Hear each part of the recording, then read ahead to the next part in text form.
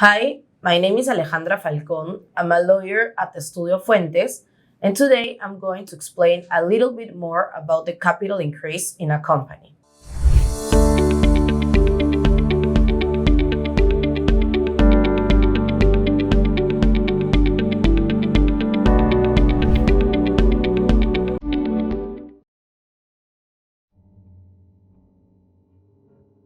First, it's important for you to know that during the life of a corporation, its capital can be either increased or decreased, depending on the needs of the company at an exact moment.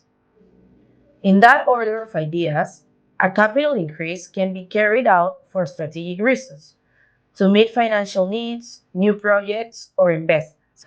Now, the capital increase, which implies a modification of the bylaws, must be made by agreement of the general shareholders meeting, and a qualified quorum must be present to start the meeting.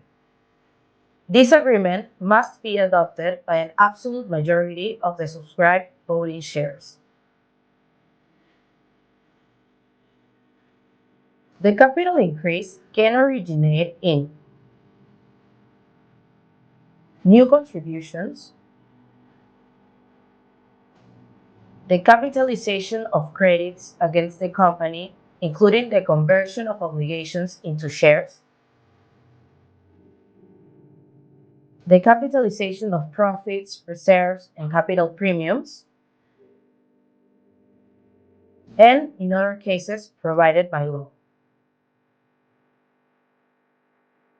You should also know that the capital increase involves the creation of new shares or an increase in the nominal value of existing shares. The issue of the capital increase is linked to the preferential subscription right. The preferential subscription right is exercised in the case of an increase by new contributions.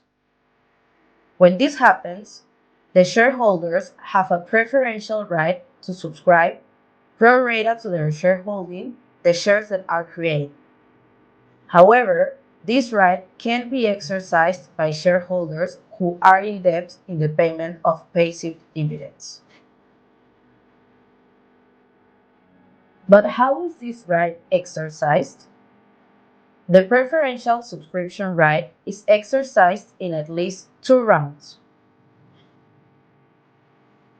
In the first round, the shareholder has the right to subscribe the new shares pro rata to his holdings at the date established in the agreement.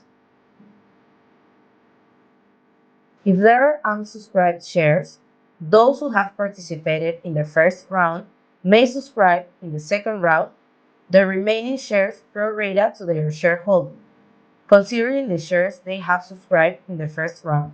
Once the rounds have taken place, the preferential subscription right is incorporated in a title called a preferential subscription certificate, or by book entry, both freely transferable in whole or in part, which confers on its holder the preferential right to subscribe the new shares at the times, in the amount, under the conditions, and by the procedure established by the general meeting. The preferential subscription certificate, or as the case may be, the book entries, must be made available to the holders within 15 business days following the date on which the capital increase resolution was adopted.